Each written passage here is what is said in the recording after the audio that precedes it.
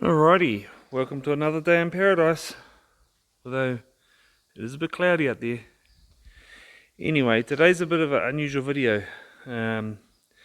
Reason being is I've been doing a lot of thinking lately and we are having a change of plans. This car is all done and going and registered and warranted and certified with the V6, 3.5 litre Mitsubishi V6 in it with a big HX52 turbo on it. With an automatic and a front mounted intercooler with pipes running to the front. Anyway, you may wonder why I've brought this car back out after doing a bit of Tesla stuff, and the reason being is I've been doing a bit of calculating bits and bobs, and the Tesla stuff is over here. I had made some progress with it, but it's coming down to money. Here it is under the covers. Basically it comes down to, I don't know if you can see that, but there is a Tesla motor stuck in there, mounted. I have the axles all made for it. In the passenger's side there's a front Tesla motor. Alright, as I was saying, so yeah, it's sitting here under the covers. Plans were looking good, but I'm just going to put this on hold for a little while. I'm usually a one project at a time sort of guy. I don't do multiple projects at the same time.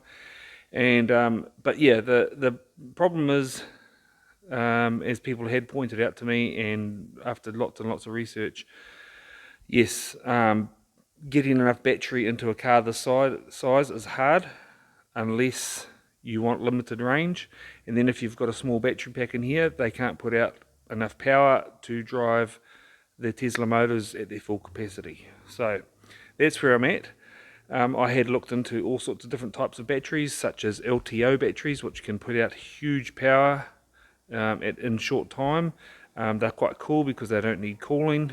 The only problem is they're a bit heavier than your normal lithium batteries that normal people use, and I would only get 20 kilowatt hours worth of power in it, and that would only give me a range of 100 kilometers. So that's where I'm at. The other thing was the cost of things. Okay, so it's going to cost sort of $8,000 worth of batteries, which in the great scheme of things is not a big deal, because you have, you can spend $8,000 on a 4-cylinder motor getting done up, easy as these days. Let alone all the Driveline and all the extras that you have to put into a petrol engine conversion as opposed to electric. But there's that cost, battery cost initially. The second lot of costs are all the gear that's required to drive get the car up and running, which is BMS, which controls the batteries, and then you've got to buy a charger, onboard charger. You've got to buy a DC to DC converter. Then you've also got to buy a lot of other stuff like units to drive the Tesla motors. It all becomes quite expensive. I'm sort of thinking possibly 20k just to get the thing running and rolling, and then it will do 100 kilometers of range. So I'm just putting that on hold for a while because I don't have 20 grand in my pocket. But what I'm doing now is I'm going to go back to this car. Even though I'm driving it around a little bit, I don't drive it much because it's a pain in the ass. It's a hard starter. It's still got a engine that I found in the paddock in it. So it's a non-forged motor, non-built motor, but it is going. It was sort of like a mock-up motor just to see if the whole concept would work, and it does. The plan was, let's see if I can pop that open. Alright, where were we? So yeah, 3.5 litre V6 Mitsubishi motor, Holset HX52, a 4-speed automatic transmission. This is a quad cam Myvec head version of a, same as what you'd find in a Pajero Evo or a what else? 95 to 97 Diamante Japanport 30M Diamante in a 3 litre form, but these have been put onto a 3.5 litre block. So anyway, so that's what you all know that. So now the problems I've got with this are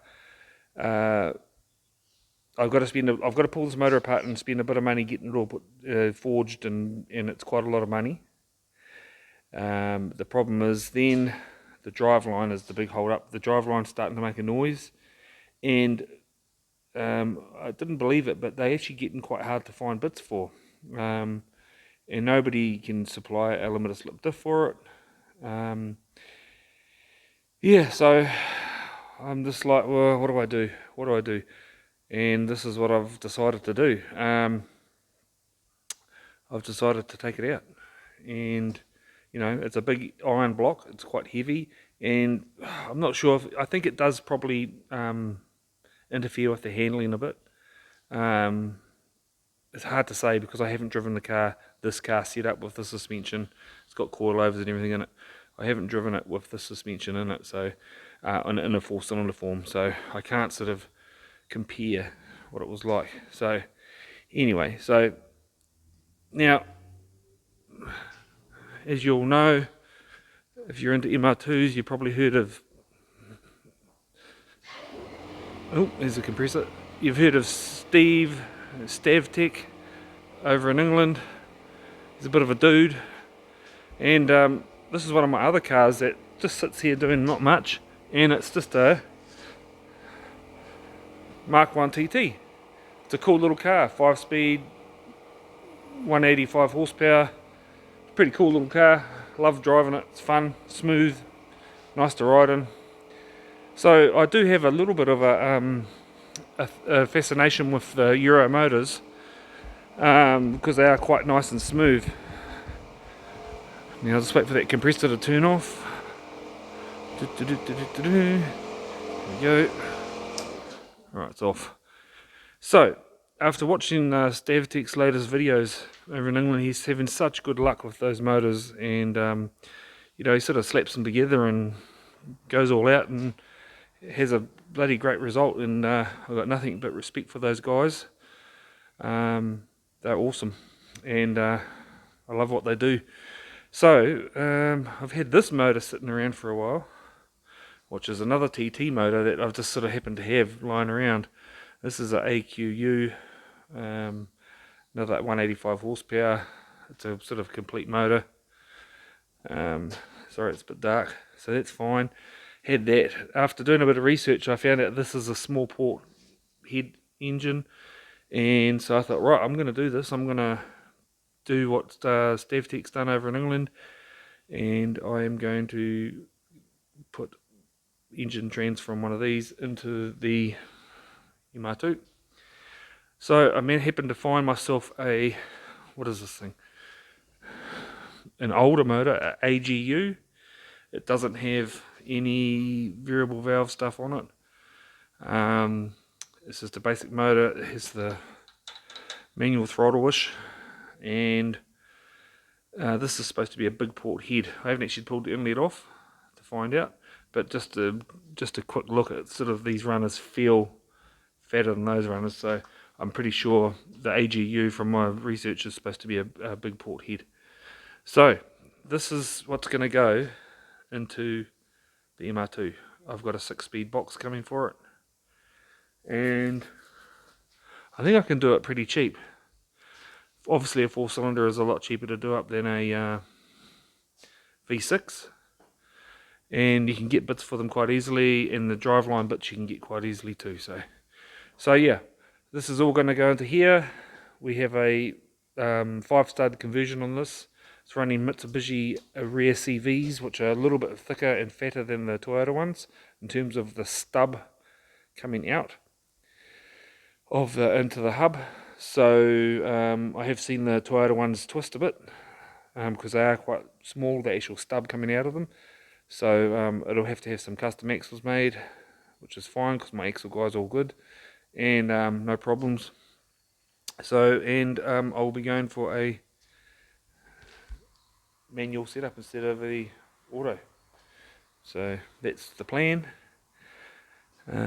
So watch the space. I'm going to get stuck into it, and I'm sorry to disappoint all the Tesla fans. At this stage, it's just out of my funds. I can't fund it at the moment, but I will come back to it at a later date. But I thought, well, I've got this car here. It's sort of the transmissions, I think, are starting to make a noise. It's starting to let go a little bit.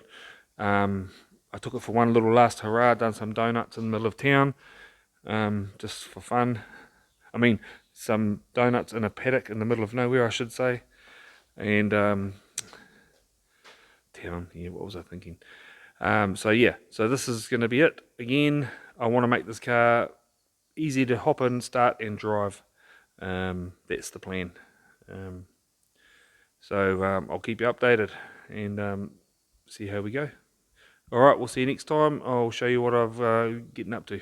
All right, see you later. Bye bye.